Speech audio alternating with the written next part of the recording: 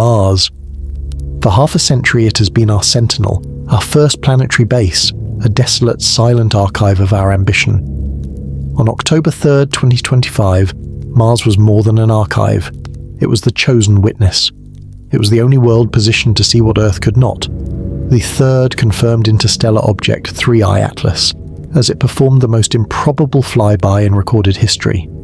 The question is not simply what 3I Atlas is, but what its passing has done to our understanding of the cosmos, and more pointedly, what its close encounter has done to the vast network of orbital and surface assets we rely upon at the Red Planet.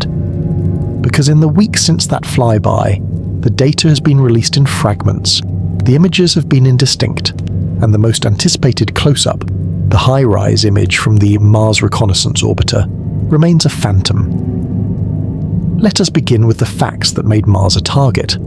The object was already an outlier, a colossal body, 5 kilometers across, traveling at a record-breaking 58 kilometers per second, a speed that screams ejected from a violent gravitational event. Yet its trajectory was anything but violent.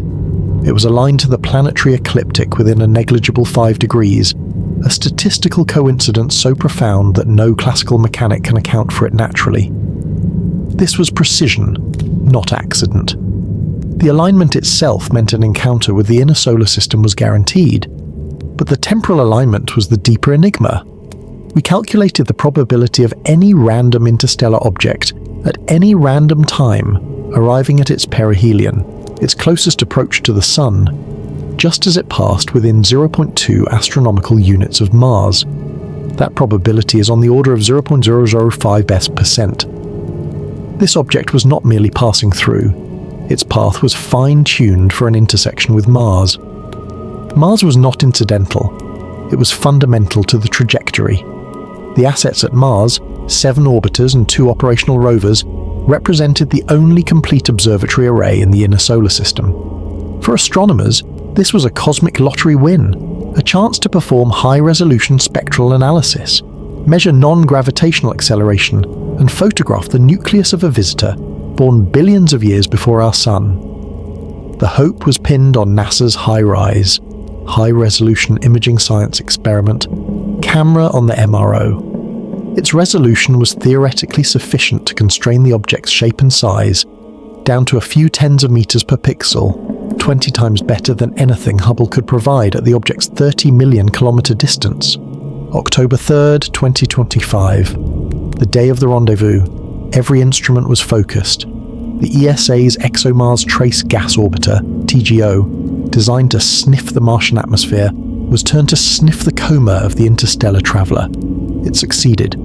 The released data confirmed a dense, hazy coma of gas and dust. But the images, a composite animated GIF released by the ESA, showed nothing more than a faint fuzzy white, smudge moving against a streaked background of distant stars. The disappointment was immediate, but the spectroscopic data was arguably more critical. TGO's Nomad spectrometer and the Mars Express SpyCam were specifically targeting the exotic chemical signature first detected by Earth-based telescopes. A plume rich in nickel vapor but critically lacking in iron, an industrial-grade ratio of elements never before seen in a natural celestial body. This nickel-rich venting was the central piece of evidence supporting the controversial artificial origin hypothesis. Did the Mars orbiters confirm the signature? Yes. Subsequent spectral analysis, though only preliminary, corroborated the high CO2 content and the high nickel-to-iron ratio. But this confirmation only intensified the central mystery. Why was an object exhibiting signs of industrial refinement performing a meticulously targeted flyby of the planet with the largest concentration of human technology? Then came the vacuum. Days turned into weeks. The public had seen a preliminary faint smudge from the Perseverance rover's navcam, an accidental elongated stripe that the community quickly attributed to image stacking over the object's relative motion. But the true prize, the expected clarity that would end the debate, the high-rise image, never materialized. The official explanation from NASA cited processing delays and the low-light challenge of imaging a faint object 30 million kilometers away, with an instrument designed to photograph a planetary surface only a few hundred kilometers below.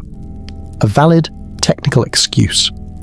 But the timing, combined with the extreme anomalies of 3I Atlas, fueled an explosive public and academic counter-narrative.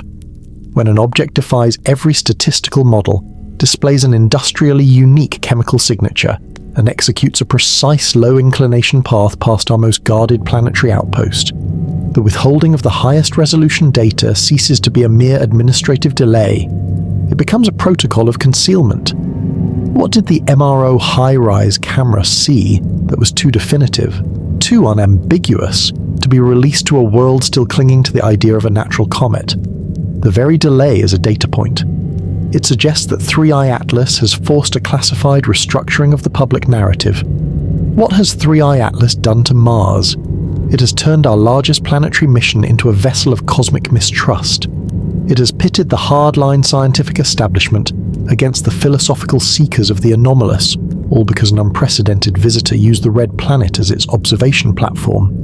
The object is receding now, but the data, the suppressed, analyzed, and possibly redacted data, is still orbiting Mars, a silent record of an encounter that may have irrevocably changed the human security classification of the solar system. The question is no longer if something visited us, but what intelligence orchestrated this precise encounter, and what message has been left, buried in the silence of the Martian data